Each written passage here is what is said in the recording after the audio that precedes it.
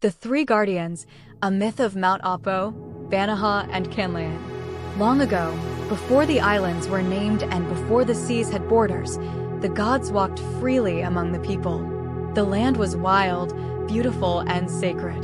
To protect the balance between the divine and mortal worlds, three great mountains were born, each one gifted with spirit, power, and purpose. Mount Apo, the fire of the sky.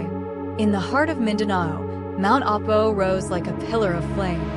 The people believed it was the throne of Apo Sandawa, the great spirit of the mountain, who watched over the Davao tribes. He was a protector of warriors and wisdom, sending fire and smoke only when the land was out of balance. They say the volcano holds a sacred heart, glowing deep within. When darkness threatened the lowlands, Apo Sandawa would awaken in red fury, sending ash into the sky, not in anger, but as a warning.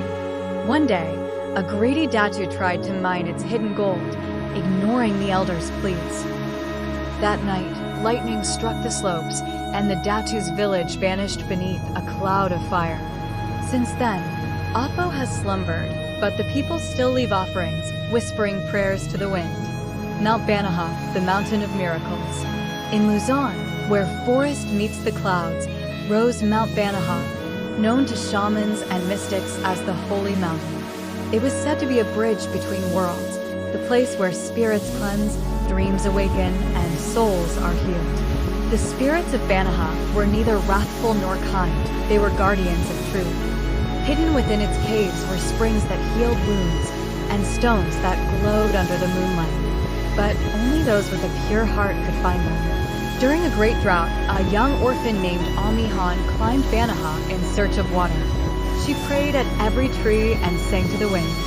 On the third night, a white deer appeared and led her to a waterfall that flowed with crystal light. The rain returned the next day, and Amihan became the village's first babalan. To this day, pilgrims climb Banahaw to ask questions, seek visions, or wash away sins in its sacred waters. Mount Kanlaon, the sleeping lady.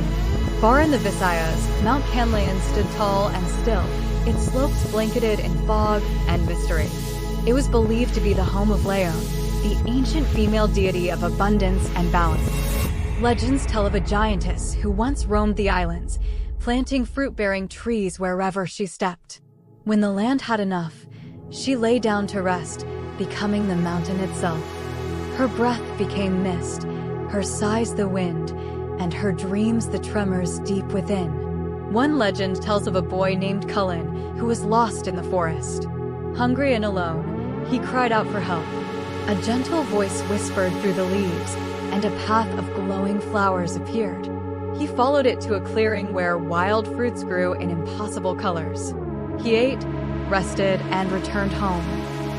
His village later named the mountain Kanlaon, in honor of the sleeping goddess who still watches over them. The Eternal Triangle.